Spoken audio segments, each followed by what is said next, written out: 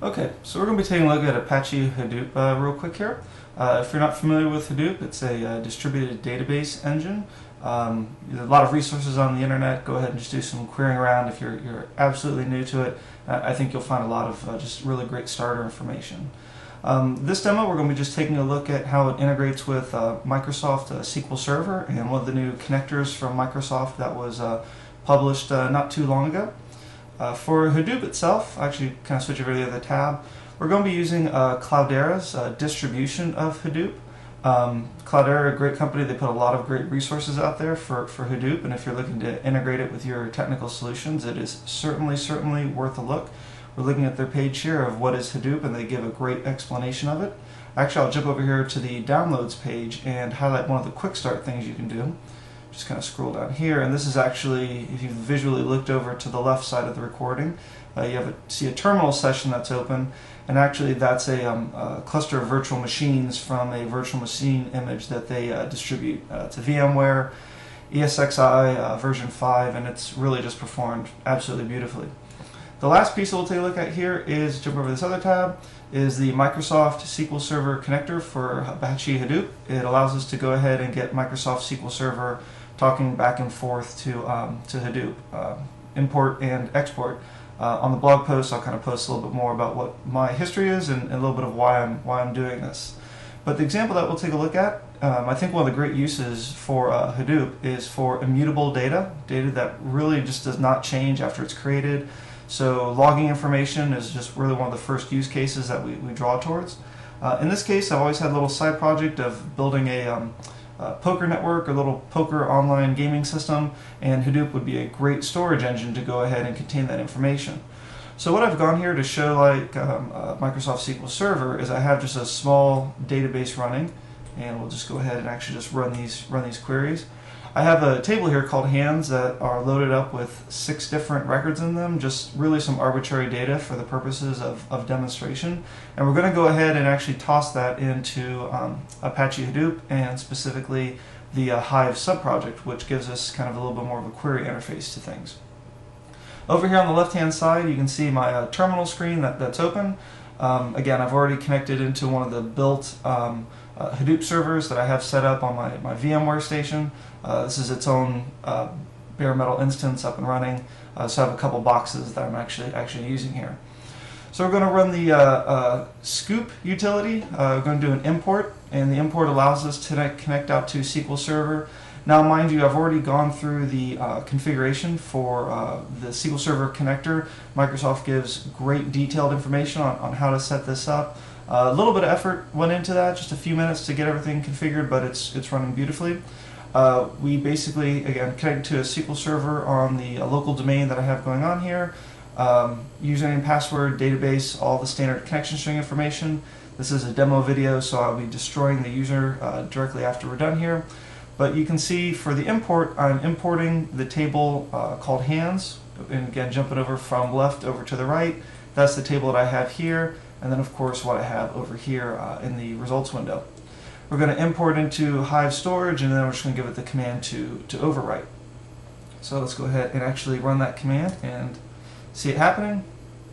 Code generation happens. Doing more things. Don't worry about the exception that you see there. It just simply says the code generated class already exists because I've done this before. Runs its commands. Still waiting, still waiting. Okay, and in just about a little under 2 seconds, the process has completed. So let's go ahead and take a look at some of these results. Go ahead and jump over here back to the browser. And actually I'm connected into Hue, which is a great utility for going ahead and interfacing with your Hadoop Hive storage. We can go ahead and actually run a query here. So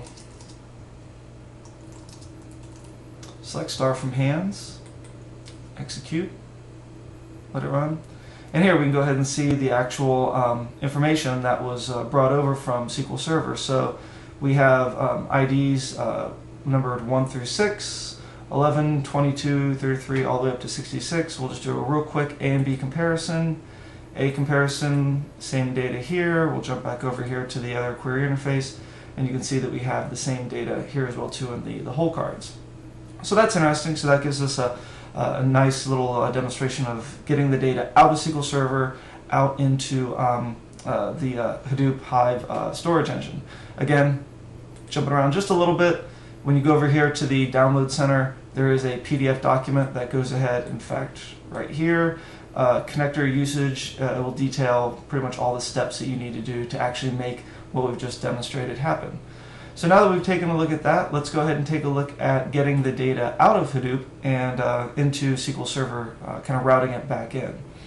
So let's go back over here to the query editor, and let's do a little different query.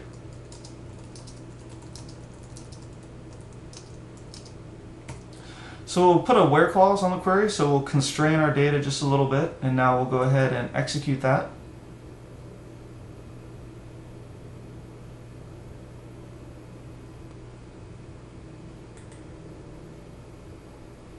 Okay, so here we actually now have seen the results window come up, so you can see that we've introduced that clause and constrained our data just a little bit.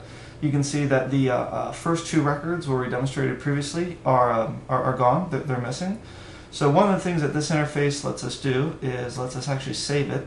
So we'll go ahead and save it as hands export.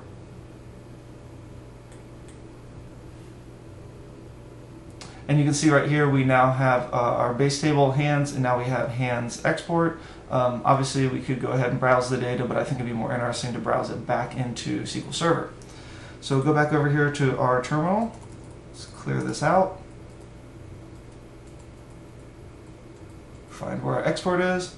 Okay, and the export command is very similar to what we have going on with the import. It uses the same scoop utility, configuration done according to the Microsoft document, all fine and dandy. So let's go ahead and actually execute this. CodeGen tool running. Hands export already exists, so we're not going to worry about that error. Okay, and it's gone ahead and it's ran the job, and you can see here it's exported at the very end. It's told us that it's exported 4 records. So let's go take a look at what happened here. We'll jump back over here to Microsoft SQL Server. We'll run this whole set of commands, and as you can see, what we've gone ahead and done is introduced a very small database table named hands. We went ahead and already loaded it up with some data. We went over, got that data into the Hadoop environment, went ahead and actually constrained that data just a little bit, resaved it back as its own table, ran the export utility, and then back into the SQL Server environment, we went ahead and saved it as hands export. And you can see we've constrained the data, and we're missing those first 2 rows that our where clause over on the Hadoop Hive environment removed. So just a real quick example, not too long to get an environment up and running. Just quickly reviewing the materials here. Apache Hadoop, Cloudera makes the environments very accessible, very easy to use. Just again, jump down here. These are the virtual machines that you want to grab.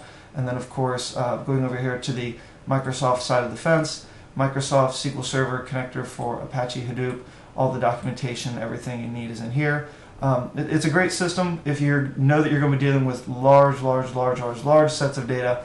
Certainly worth a look, and integration with the Microsoft tool sets. Certainly makes it very interesting, especially if you're a .NET developer, data designer, so on and so forth. All right, thanks.